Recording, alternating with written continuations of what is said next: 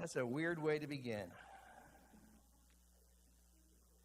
When you hear therefore, you want to know what goes on before. You can't look at a child and just say, therefore it's time to go to bed. Because the question is, why is it time to go to bed?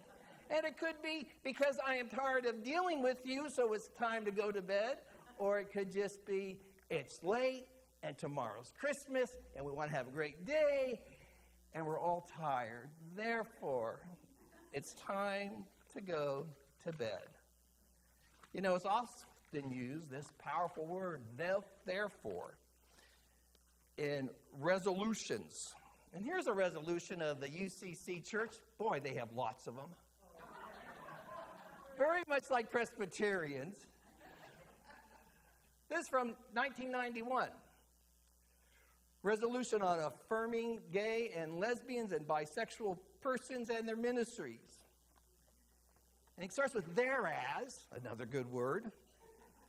Thereas, in the words of the Apostle Paul, we know that the whole creation has been groaning in travail, and we too feel these pains as we struggle to grow in our understanding of human sexuality.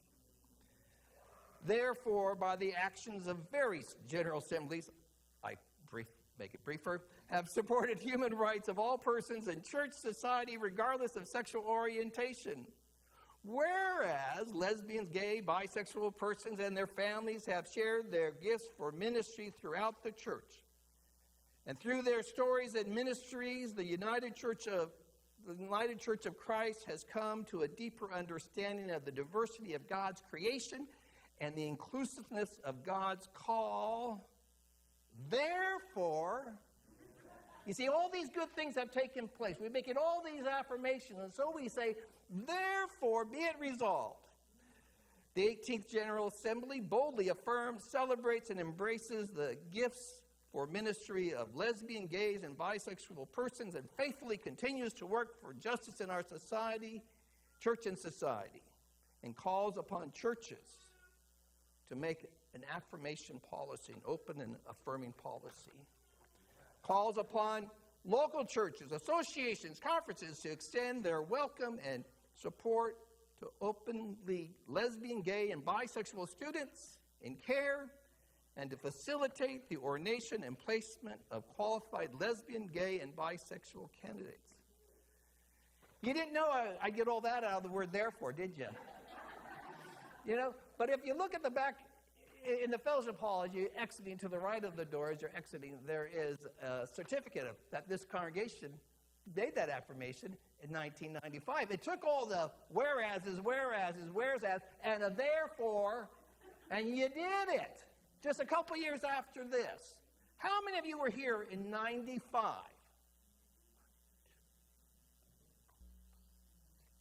Six. I just see 6 of you. You made a great statement, and you've called us to live in that. Yes, they should be applauded for that.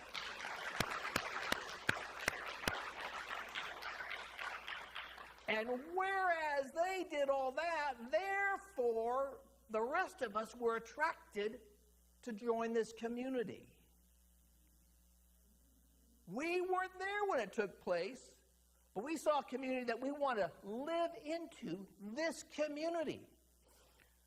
For they are, in many ways, champions and cheerleaders that have called us into a greater future. Therefore, since we are surrounded by so great a cloud of witnesses, let us lay aside every weight and sin that clings so closely, and let us run with perseverance the race that is set before us. The therefore says, look back. So we got to look back at chapter 11, and that's why in chapter 12 begins with therefore.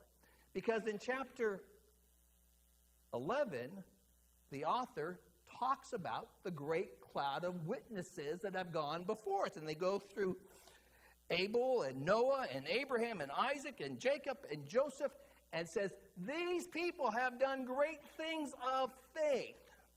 Called by God, followed through, did what they were called to do.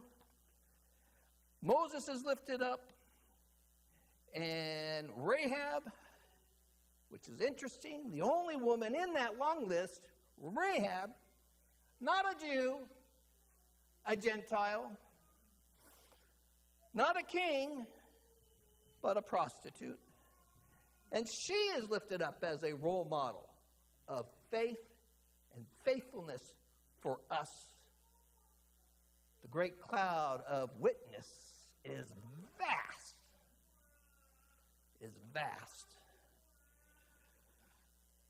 And he goes on to say, and what more should I say? For the time would fill me to tell of Gideon and Barak and Samson and David and Samuel and the prophets, who through faith conquered kingdoms, administered justice, obtained promises, shut the mouths of lions, quenched raging fires, escaped the edge of the sword, won strength out of weakness, became mighty in war, put foreign armies to flight. The author knows the list is endless. The list is endless. This is truly a mixed bag, and I like to think of them as champions and cheerleaders. From kings to prostitutes, it's a mixed bag. And they're not perfect. They're full of mistakes and sins and failings and shortcomings. But they were faithful, and they acted to the best that they were able to, in spite of their flaws. Our great cloud of witnesses maybe are global figures, historical figures, living witnesses. As I said, so many of you are the great cloud of witness, cheering us champions and cheering us on to do something more, something greater. As you consider who's in your cloud, I'd like to share a few of mine. I was raised in San Rafael, not far from here. And I was raised in a woke community with a woke institution, because in the third grade, I don't realize this now, in the third grade, I was asked to read a biography. That was the assignment. We all had to go to the library. We had to check out the book, and it couldn't be about the Bearstein Bears or somebody like that important. And so I found, and I don't know what attracted me, but in this woke school, they had a biography on Harriet Tubman. And she's been my champion ever since. Her courage, her strength, her willingness to escape to freedom and then go back and help others escape to freedom too. She had a responsibility, a drive to do just that. And I love the little fact that if she didn't know which way was north, she could look at the stars and see the northern star, or if she could touch the tree and see that the moss was on the northern side. I've realized since then that moss grows all over trees, so I'm not sure that would have helped me much. In the fourth grade, we moved to Mobile, Alabama. I don't think I would have found that book if I looked for it in Mobile, Alabama. That's what I realized. And when I was in junior high, I guess I had a similar assignment, and I picked up a book on Corrie ten Boom. Here's this woman of a Dutch family during World War II, and she and her family hid Jews within their homes behind a false wall so they could escape Nazi Germany. She and her family were later arrested and sent to concentration camps, and she survived that ordeal, but not all of her family. And then she became an evangelist, primarily throughout war-torn Europe. And she was making her Christian witness, and at the end, she noticed this man approaching her. And she said, I recognized him as one of the guards. Brutal. I froze. He extended his hand to me. I don't know how it happened. I extended mine. And a flood of love flowed from me to him. That's power. That's the grace of God. She's in my she's in my cloud. My parents, they were literally cheerleaders for me at Little League games and high school football games, who I was always able to turn to for guidance. And if I was in need, they were my safety net, and I knew that. And my dad typed my term papers in high school. Teacher told me how to get it not to go down so far. And she said, you draw that line at the bottom of the page on a back sheet so you don't type down too far on your pages. And I said to her, I'll let my dad know that. Both my mom and dad were generous and faithful. And the one thing that particularly relates to today is one of the first times I had to read or do something in worship. She made me stand in the living room against the furthest wall in the house, and she went downstairs on the other end, and she said, now read scripture.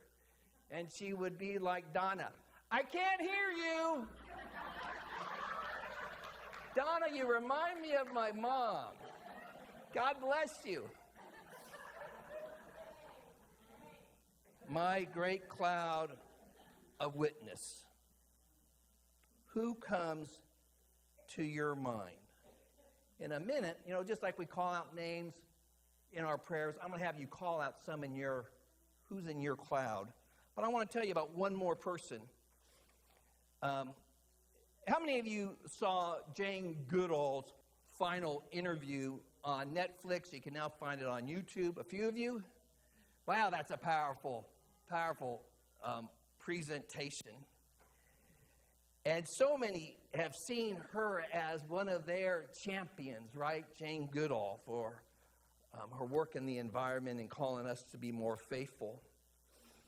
And in that interview, she credits much of who she is to her mother. Her mother was a key figure in her life who told her never to doubt herself. At 11, Jane said I wanted to go to Africa and study the animals, and everybody said that was foolish, but not my mom. And when you make a way to get there, and when she made a way to get there, at the last minute she was not allowed to go in because she needed a chaperone. So her mom stepped up. That's her story. She learned from her mom that if she worked hard, took advantage of opportunities, never gave up, she would accomplish what she wanted to accomplish. Her mom was her cheerleader all along, rooting her on. And so I'm going to ask you to call out some of your champions and cheerleaders, family members or historical figures. Please, just call them out.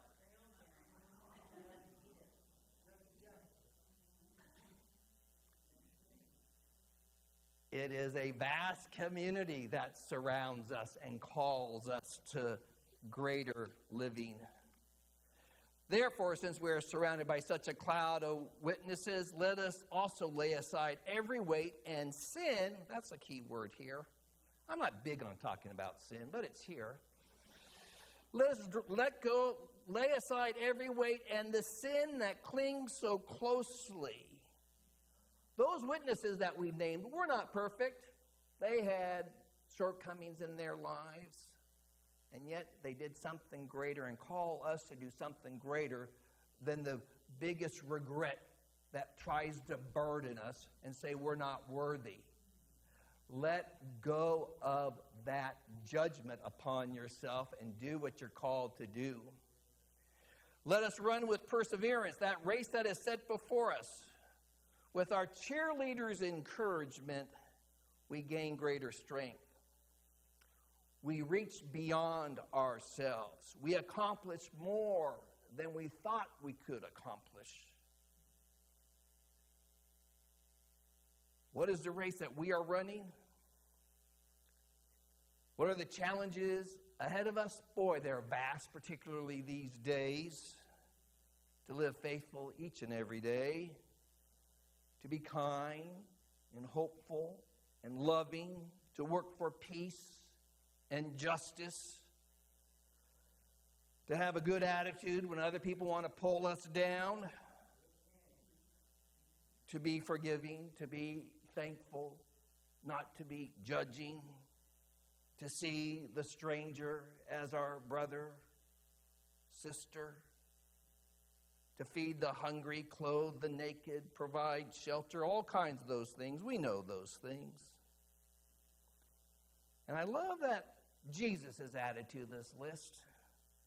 Looking to Jesus, the pioneer and perfecter of our faith, because I really like the idea, and I know it to be true, of Jesus cheering us on. You go. You can do it. Get off that bench. Get in that game. Jesus is there saying, you can do something more. Oh, you let that tackle slip by. Try again. Try again.